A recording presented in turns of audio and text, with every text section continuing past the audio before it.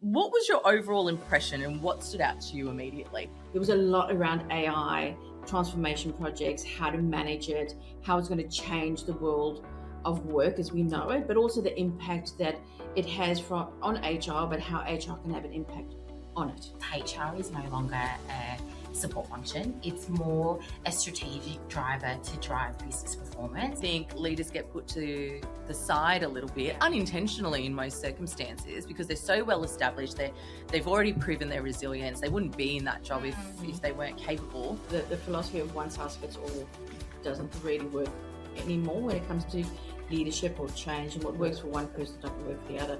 What felt most relevant to the challenges that HR leaders are facing right now?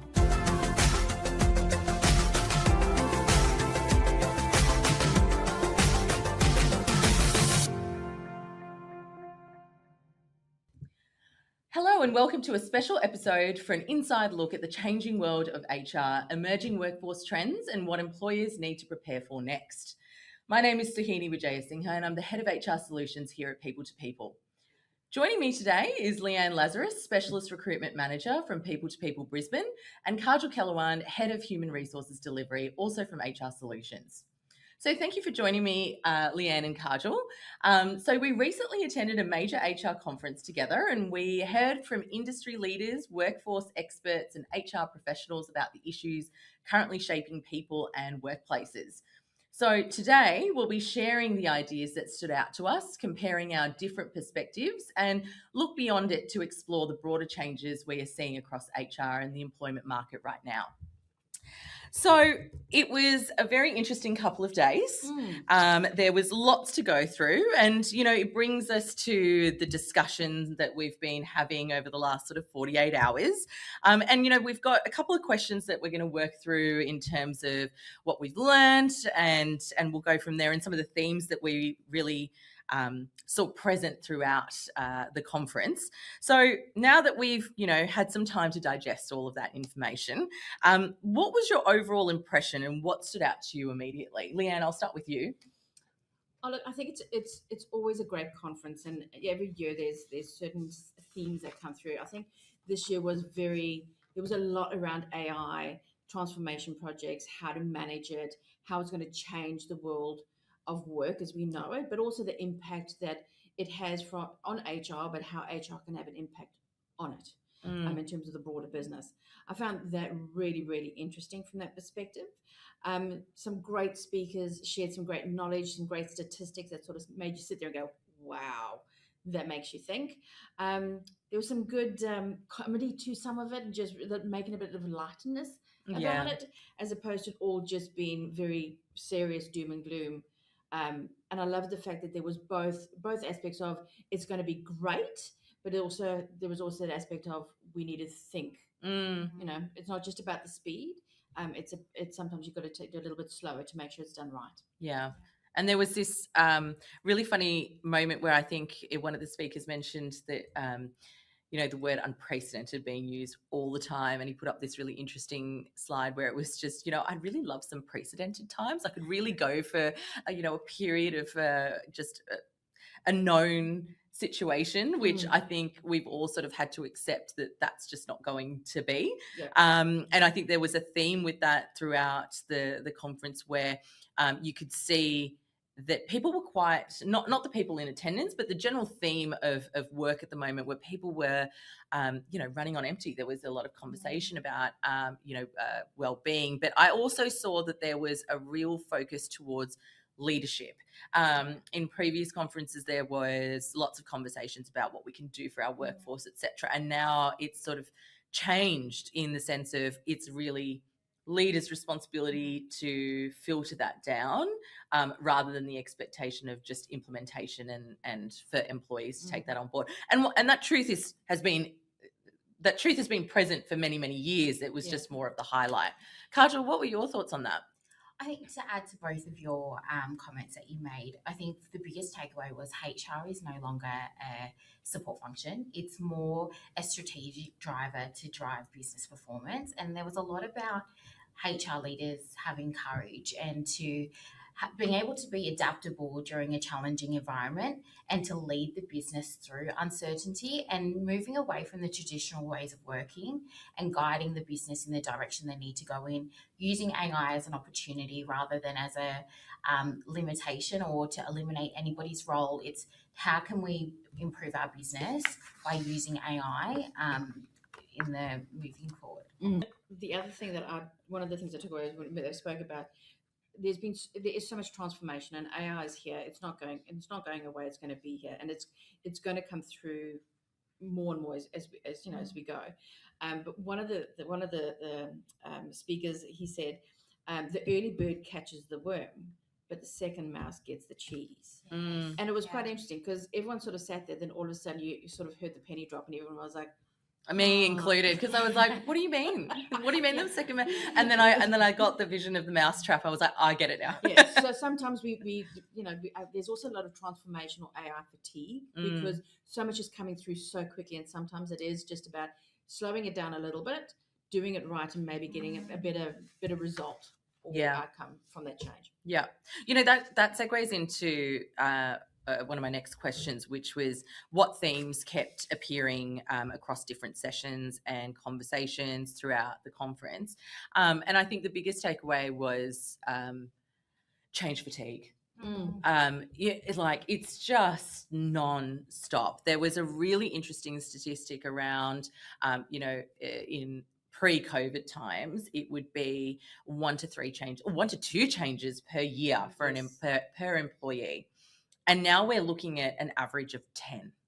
And if you think about just how exhausting that is, just even thinking about it, and I think it's just the fact that it's on multiple different areas. And yes, the theme was around AI and well-being, etc., and leadership, but those are just a small piece of the pie. There's as we're all aware, cybersecurity training, and then there's system upgrades, and then there's changes to legislation that's constantly happening that will impact various teams. Like, for example, your poor payroll teams, like, congratulations on keeping up, because it's a quagmire, but it really highlighted that desire for precedented times that's just not coming anymore, and it's a thing of the past. And the 20s, I think, are really going to be feels weird saying that, we think of the 20s and we think of the 1920s, but here we are living in the 20s in a new century, and getting to the tail end of it. And it's going to be defined with just monumental change, both inside and outside the workforce. That's what really was present for me in terms of those themes.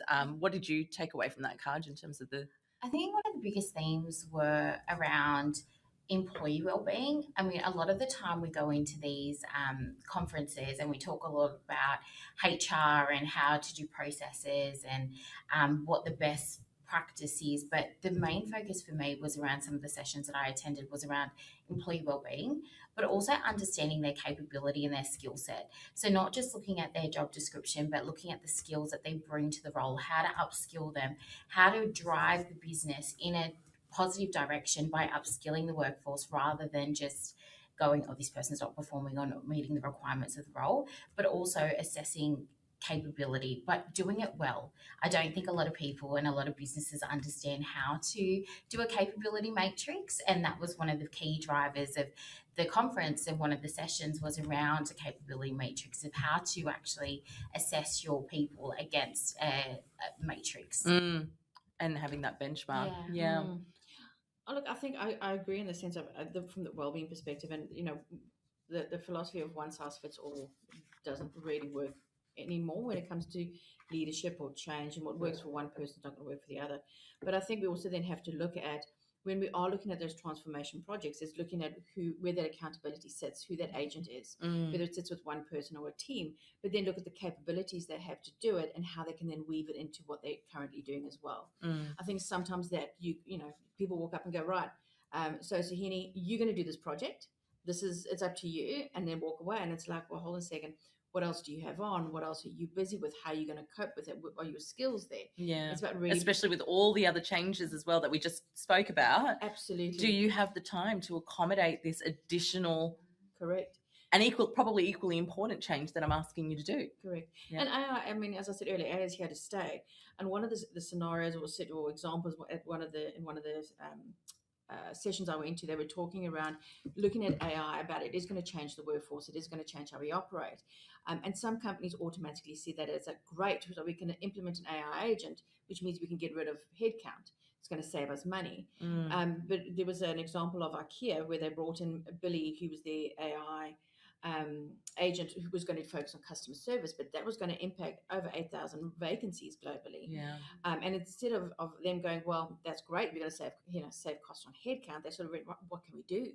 And they looked at, and you're talking about the reskilling, looking at the skills that they had, and they knew those catalogs back to front. So they created a whole new revenue stream by utilizing those skills, upskilling, to keep or retain a lot of that talent, but generate revenue at the same time. So looking at AI, it's not just about work and save time, save money, and headcount. If we look at it from the broader, it can actually, if you coexist and you can work together, you can actually do so much more. Yeah, that's a really interesting point. So of everything that you heard, which was a lot, what felt most relevant to the challenges that HR leaders are facing right now? Kaajal, if we want to start with you. Out of everything that I heard was all about leaders and the influence that they bring to their teams and to the business. Yeah. So as a leader, how you show up is really important, and how you think that you are perceiving yourself is also really important for you to be mindful of, because your team will shadow that. So if you're stressed about something or you're not quite happy with a business decision, your team can feel that, and it's important for us to be mindful as leaders as to the perception we want to give to the team and how we want to grow. All about the vibes. Yeah. I don't know which generation that word applies to. I think it's like millennials probably, or maybe it's Gen Z. I don't know. But yes, the vibes are very important. Yeah. But that's a really interesting point that you make, because I think I was in that session with you where, it was about the shadow that you cast on your team, and therefore why it's so important for there to be a focus on the well-being of leaders. I think leaders get put to the side a little bit, unintentionally in most circumstances, because they're so well established.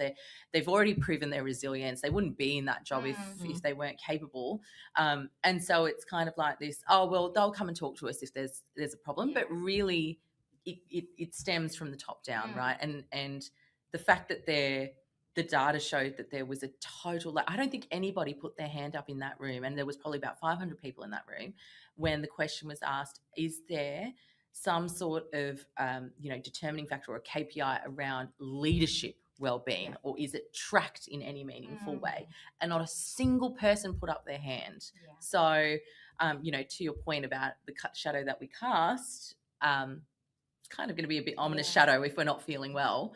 So that was a really interesting take. I think for me, what felt most relevant was, given the decade that we're in, and I'm not going to use the U word, but given the decade that we're in and the things that we've gone through in such a short space of time, it almost feels redundant to underpin all the activity that we're trying to do on the words like stability, consistency, simplicity, reliability. I mean, that's out the window, and I think we almost have to walk first into the fire and go, I think the words that were used was volatility, uncertainty, complexity, ambiguity. And it's almost like going, okay, that's almost a thing in the past now. This is what we're walking into. How can we now design things accepting the truth that's in front of us, and knowing that there are certain things within our control and not. And for me, that was a real game changer, because I think we were trying to fit the square peg into the round hole, being like, we've got to keep things consistent. We've got to keep things simple. And yes, you still want to do those things, but in the context of the situation we're in, it's like, okay, things are unstable and things are volatile. So how do we manage accordingly now? Yeah. What about you, Leanne? I think there were a couple of things, but going back to the leadership side of things, it was one of the sessions that they asked the questions around if you're talking from an HR leadership perspective, what are the things that you need or you find you don't get. And often HR teams are some of the most under-resourced teams in an organization. But who looks after the people? Right? But even looking at the broader leadership, leaders are human beings, and there's a lot of expectations that they need to be everything for everybody. Yes. When in actual fact, that's impossible to do. Yeah. I'd love to say we're not one, but we're not. So you can't expect that leader to be absolutely everything for everyone. Sometimes it's about being somebody for someone Yes. at that time. Yeah.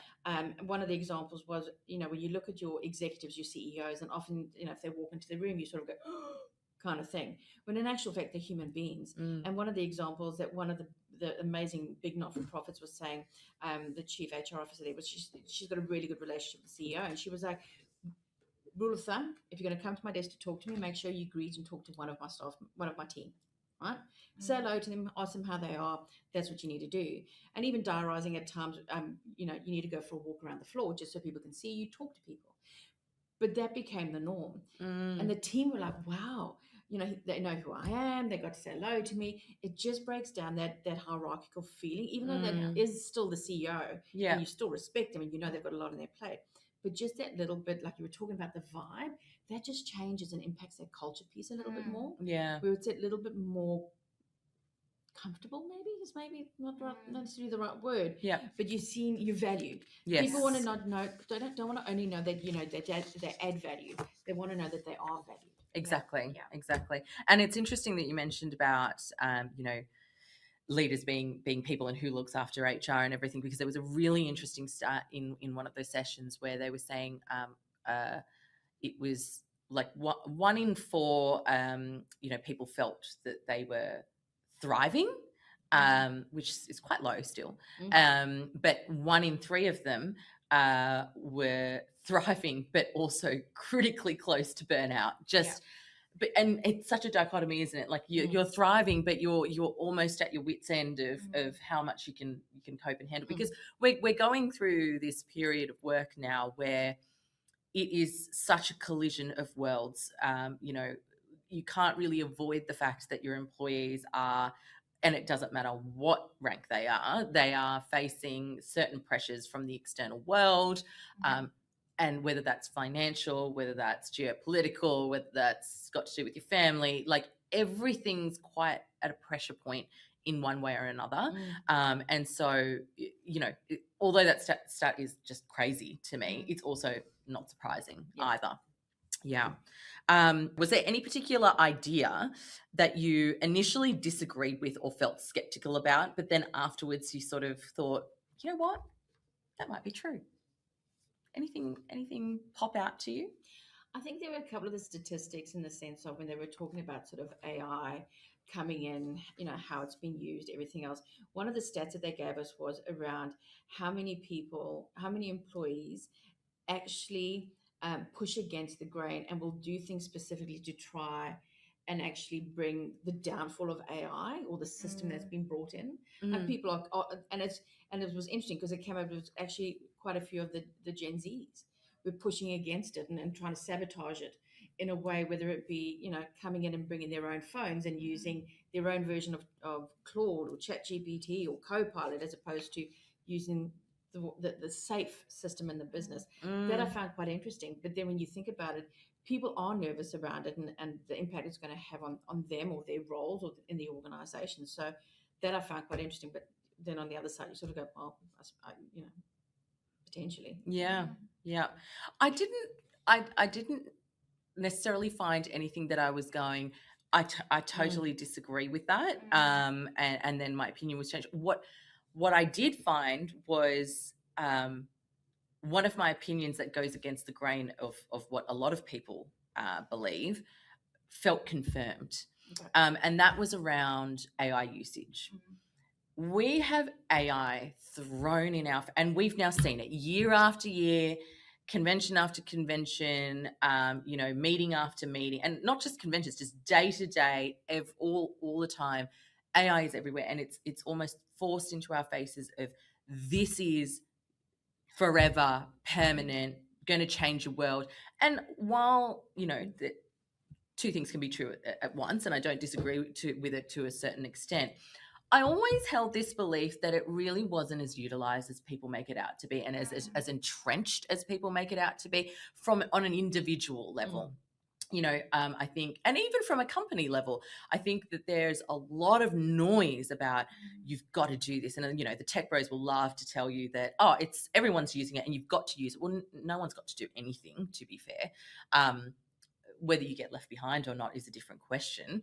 But it was interesting because they made us put up our hands of like who actually uses it day to day, who's an expert and a creator, who's a user, who is very sporadic with it, and who just doesn't understand or get it and doesn't want to. And the overwhelming majority were in the last two categories. And it was a handful, like an absolute scraping handful of the number of people that said, we're creators, or our business is a creator and a power user. And we've been in this bubble now for 3 years at least. So it was really interesting to see that, it's not as prevalent as people make it out to be. And I think it also ties in with some of the stories that have sort of been emerging in the last 6 months of big organizations. Now, the name eludes me, but it was a really big, I'm not gonna guess a name because obviously then it's out in the universe forever. But it was a very notable multinational billion-dollar company where they had at the start of the year made lots of their engineers redundant and replaced with AI. And 6 months later, they're now rehiring engineers because I think they were software engineers, because AI just couldn't actually do what they needed them to do from the creative piece. Now, maybe that might change in the future as these large language models improve and whatever else. But it's interesting to see how many people are sort of going, it's not as widespread as we thought it was going to be. But with that, one thing that threw me was one of the speakers was like, on average, we were on seven AI platforms, right? And I was like, no, we're not. I'm not on 7. Who's on 7? And then they were like, well, think about it. You might be on Facebook or your YouTube or TikTok or LinkedIn or right through to your systems that you're working on. All these different things. Yeah. Google search now just automatically giving you AI. Absolutely, it doesn't ask you anymore; it just gives it to you. Yeah. And how much time it does. It's been seen to save time, but in actual fact, how much time do you spend in the back end having to review the data that it's giving you, because it's not 100% yet. Yeah. So yes, that floored me when she said 7, and I was like, that can't be, but it is. Yeah. But it's interesting though, right? Because although they say 7, I believe that when we're talking about the use of AI, are you actively using it? There's a difference between it being forced onto you and you not having a choice, and then deciding later on whether it was time effective or whatever, as opposed to, okay, I'm going out of my way to conduct an activity, right? And that's what we saw with the .com boom, which was, the internet is everything. The internet is everywhere. Like we get that, but it's almost like a passive thing now, rather than something that was going to explode as much as they said they would. So that was interesting. Kaj, did you have any notes on that? I think it was just similar to both of your comments that you made, but I think the biggest thing for me was noticing how many people were resistant to AI. I think there's a real fear that people think that AI is going to replace you, but it doesn't. I don't believe it's going to eliminate your role. I think it just adds opportunity and it creates time. Because if you can automate some of your processes using AI, that saves you 10 minutes of the day that you could be doing something else. Yeah. It was interesting to see how many people are so resistant to it because our business, we use AI quite a bit with different aspects of our processes. So it was interesting to see other businesses how they don't actually utilize it at all, or on a very minimal scale. Yeah, that's a point that's really close to my heart, because I'm a firm believer of things are far less scary when you actually spend some time becoming comfortable with what it actually is. And so I would really encourage anyone that's listening right now that's in that position of they're worried about how it might impact their job. And the reality is there are going to be jobs that are going to get impacted. We saw that with, social media.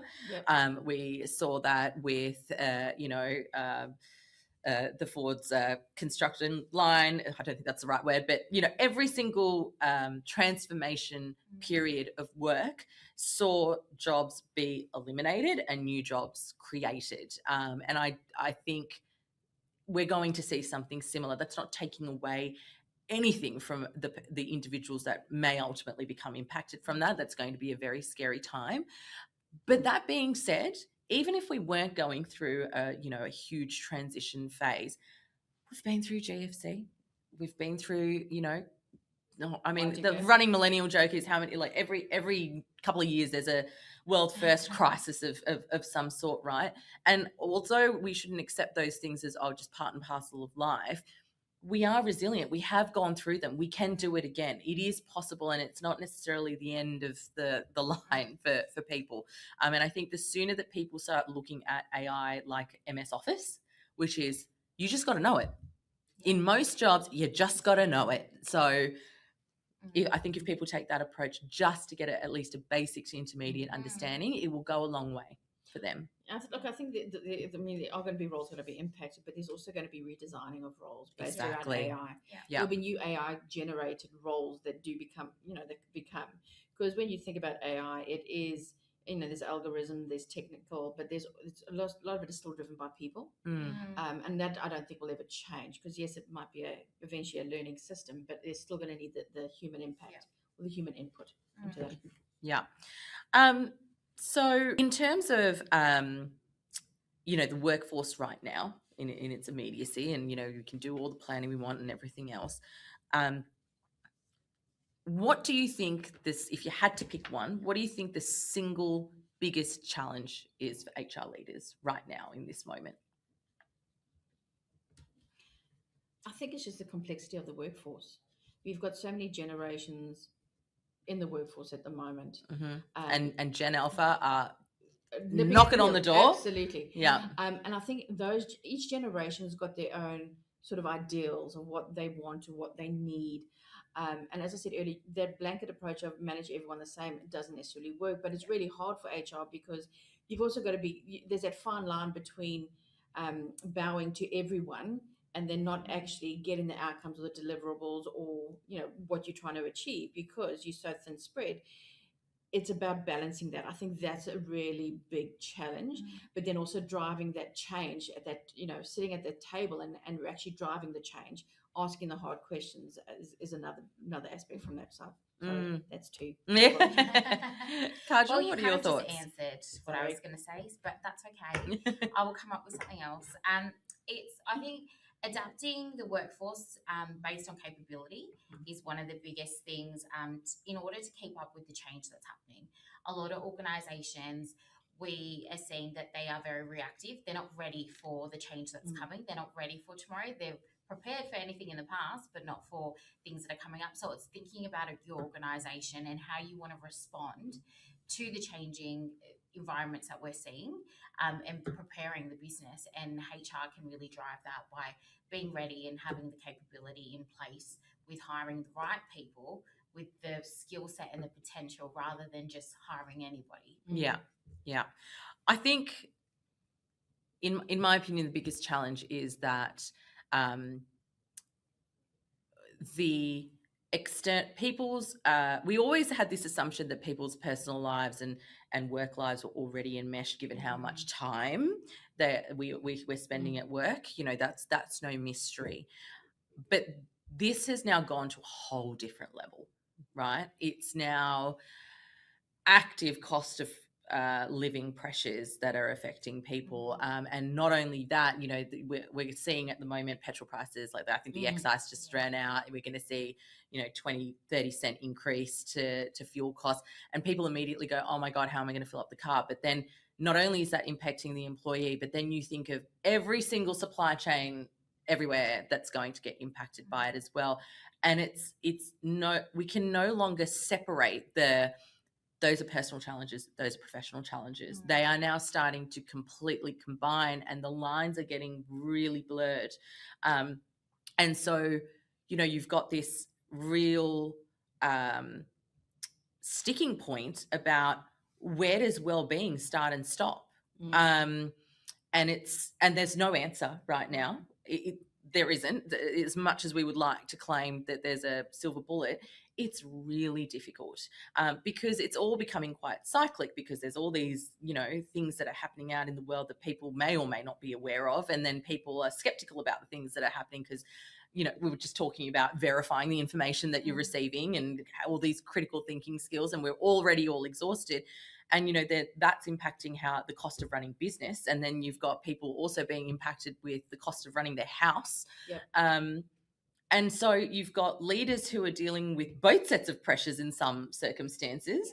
And then you've got employees dealing with a host of other things. And given how multicultural our society is as well, it's impossible to ignore the geopolitics, because you've got people who've got families in certain areas that are, and that's impacting their well-being. And so now you come to work and you're not just necessarily dealing with, my employee, God forbid, might have been a death in the family, or they're going through a divorce or something. Those were really serious things that you had to support and work through. And now you're just adding all of this geopolitical, financial, economic, and it just keeps going and going. And then add to that, you've got to complete your AI training and your, cybersecurity training. And then you've got to work out what system you're working on and whether you haven't breached privacy.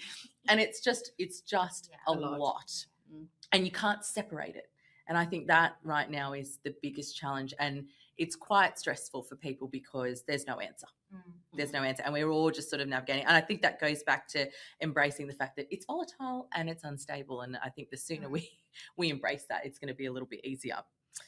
So given that we've just been talking about those particular challenges, what are your thoughts around, employee expectations when it comes to flexibility, career development, and work-life boundaries becoming more realistic?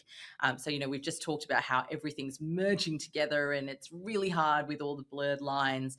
And we know, it's asked every single day, what kind of flexibility do you offer? What kind of career development, etc.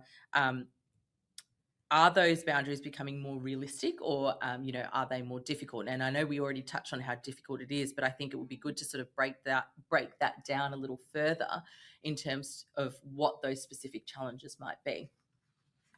I think there again, you go back to the generational workforce again, because each generation is in a different focus period in terms of their career. If you're talking about a Gen Z who's come into the market, they're building their career, they want the balance in terms of career progression, but work-life balance. If you're looking at your Gen Y, your millennials, they've built a career, they've now potentially gone and bought a house, they may have settled down started a new family, so they're looking at their expectations around that flexibility and hybrid is going to be potentially different to maybe someone who's in the baby boomer generation that's transitioning out of the workforce. So I think it's always going to be a challenge, but I think it's just about looking at the business and what works for the individuals and for the business. But one of the things that was said in the conference was ask your employees, listen to your employees. It doesn't mean you've got to do it all, but listen and find out what they want and then balance it out from there. Kaajal? I think the biggest challenge for employers is creating consistency and fairness across the workforce, but also meeting the business needs, but also being able to meet the employee based on their individual needs. So I think organisations that do really well at this is explaining the why on their decision. Just saying a flat out no is not going to work. You're going to explain the why, and employees will be much more accepting to your response, and they'll accommodate more because you're working with them rather than just giving them a generic answer. Yeah. So I think that's definitely going to be one of the challenges that employers will find. Yeah. In the next the next 12 months. Yeah. It's I think if I was to offer any advice around that from my experience would be, not every employee is going to be able to provide everything, right? Like, we know that, flexibility is all well and good. There are employees that just can't do that based on the work, based on their financial situation. There could be a mum and dad business. It's such a variety. We can get so trapped into just thinking about big corporate or big blue collar, for example. Not every business can provide everything. So I think, yes, definitely the why, but also whatever you do offer, do it well. Even if it's small. Yeah. because that's what you can go into the market with and go, these are the things that we do offer, and it's done in a really meaningful way, and it's present, and you can see it the moment you walk through the door. And that could be the, you know, the flexibility, or it could be that they've got a great, you know, external benefits of some sort. Whatever it is, just pick something that you can work with, whether it is financial or not, and then commit to it. Because we are in an era where I think a lot of these benefits or EVPs, etc., they kind of go, oh, you know, this is great to recruit and hire someone, but people have done research on you long before they've even applied for the job, and people will leave reviews and people will talk. So if you can show that you do it well in your business, they will actually appreciate the authenticity to go, well, at least what they are giving me, they're going to follow through with it. Yeah. I think authenticity is a big thing. Mm. And one of the sessions was, you know, if you talk about your values and your benefits and your EVP, it shouldn't be a glossy paper that's or words written on the wall. It should be something that's lived and breathed, and everyone needs to be on that same page about it. But even when to gain trust, leadership trust is about your authentic self. They were talking about, if you know, communicating to the business and communicating more and more often, but being genuine in that. You know, if you're recording a video for the business because the change is happening, don't make it look like a news broadcast where, you know, you've cut everything out to make it sound good. If you make a mistake, go, oh, dang it, and move on to the next thing. People respond to that. That authentic leadership is a big thing to build trust. Yes, agreed. So moving on to, I guess, a little bit more about, you know, the candidate side of things. Despite more candidates being available in some areas, employers are still really struggling to fill particular roles. And I think that was, you know, a theme that we saw in the conference as well in terms of accessing that talent. And I guess, why do you think the skill mismatch continues to be such a persistent problem at the moment? I think from a business perspective, because there's change happening all the time, there's you create this idea of what skills you need, or what the role looks like, or what the role should be looking like. And the same is from a candidate's perspective. They come into that meeting with their expectations around what they think it is. And going into the role, sometimes it doesn't happen. There's different things that can impact that. But I think when you look at certain industry sectors, if you look at your, you know, your frontline, your healthcare, your disability support workers, their roles, sometimes there's different things that could impact it. The fact that they are working remotely, you know, they're not sitting in an office with everyone else. They're not sitting in front of a computer to automatically get the information. It is a very competitive market in the sense of they're sought after. And it's not necessarily a career. If you look at your disability support workers, where you go, this is my career progression. It's a role that you go into and you stay in. So I think there's a lot of things that organizations need to take into account, whether it be the succession planning, where they grow, whether it be additional training, whether it be additional certifications, whether it be that additional support, whether it is around an AI tool that is available to them to maybe help with certain things. And one of the disability support chief operating officers that was there, comes from an HR background, was talking about creating an AI tool where, from a compliance perspective, if there's an incident report, some of those support workers don't have the time to then finish their shift, go home and do it. Create an AI tool where they can talk into the phone and say, this is the incident, this is what's happened, that's, you know, the scenario. It goes through to someone that vets it and then obviously manages it in the back end, but looking at tools that can maybe streamline it to make their life a little bit easier. So I think there's a couple of things companies can look at doing to attract people in those hard to fill roles.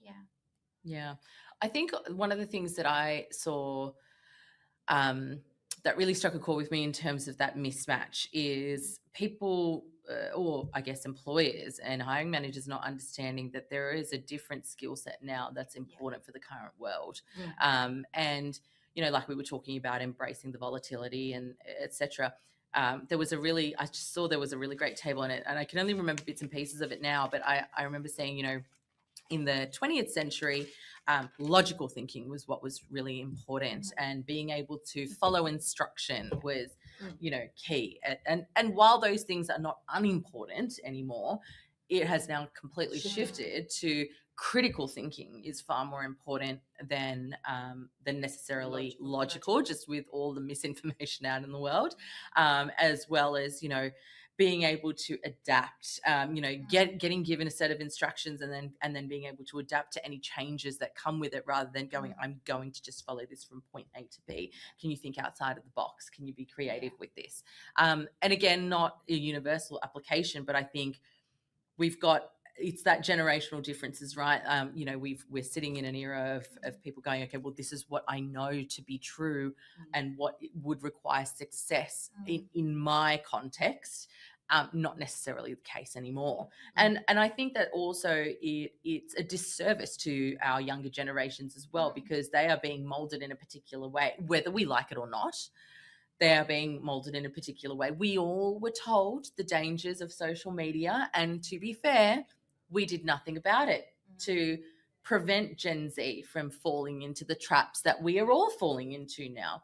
We knew and we didn't. And so now they're molded in a certain way, and we need to be able to adapt to that and go, okay, how can we make this work, rather than just being like, well, what you're bringing to the table is just simply not good enough, right? So yeah. Kaajal, any thoughts on that as well? I think from my perspective, from a candidate and recruitment side of things, I think a lot of organisations have a vacancy. They don't think about what this role is actually going to do, and they want to hire the exact same match of what they had 5 years ago. And not thinking about the future capability of the organisation, where you're heading, those transferable skills that a candidate can bring.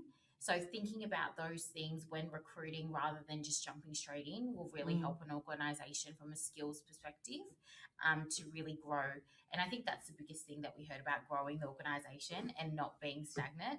That will really help future growth. So lastly, what were some good final takeaways that you learnt, and not necessarily in relevance to any particular topic, but just things that you felt struck a chord with you and held a lot of meaning, and would be something valuable for our listeners to be aware of? Yeah. I think one of the things is organizations need to invest in that training and upskilling. There was a saying that was, what if I spend all this money training my staff up and then they leave? And the response was, what if you don't train them and they stay? And if we're looking in the market at the moment, the way it is, there is a fair bit of job happening at the moment. People are, even though if they're not happy and they're not thriving, they're staying because of the uncertainty of what's happening around the world. I think we need to invest. If someone does leave, well, they leave, but you've left. They're leaving in a better place than what they were before. So I think we definitely need to have a look at the upskilling to help redefine those skills for the future. Because that's going to set businesses up for success as well, by having the right skills in the right places with the right people. Yeah, it makes a big difference as well. Yeah. Kaajal? To add to the skills piece, but I think the biggest takeaway was around the leaders. Uplifting the leader capability to be positioned well, to lead your team, to guide them in the direction that you need to go in order to grow or perform as a team. That was the biggest thing. That was a key takeaway. But also thinking about your leaders' well-being, and they often get put to the wayside. When we talk about employee well-being, we actually don't think about the leader. We think about everybody else underneath. So really thinking about how your leaders are feeling, what development they need and what support they need, because with the different generations in the workforce, how you manage people are very different. And leaders don't have the skills or the capability, some of them, to be able to adjust. So I think that's the biggest takeaway, is build the capability of your leaders, because then they will be well positioned to adapt to change when it comes. Exactly. And I think there was a really good saying where leaders cannot give what they do not experience themselves. So if they are, they can't be expected to offer, flexibility or generosity of time, or have the patience to train and develop people if they are not receiving that themselves, or they're in a position of burnout.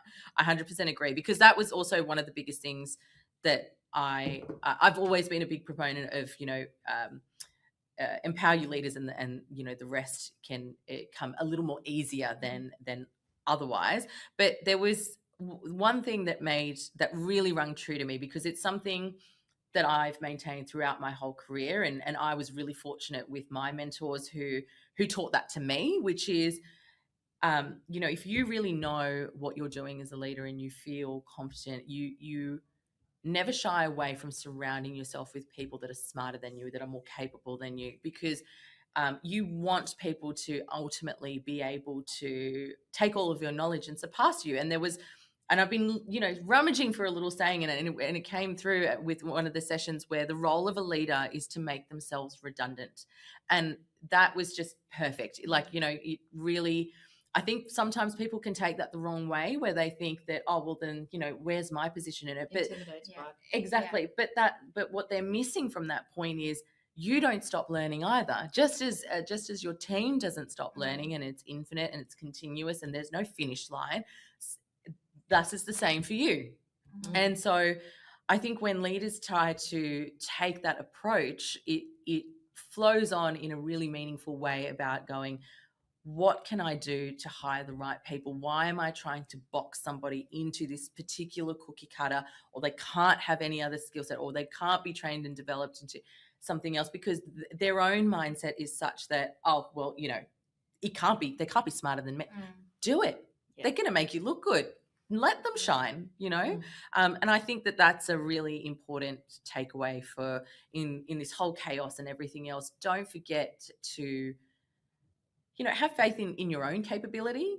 And once you do that, it becomes really easy to go, I need everybody around me to be the best, and I'm going to help them get there. So that was really a big takeaway for me, and what I would want to share with everybody as well.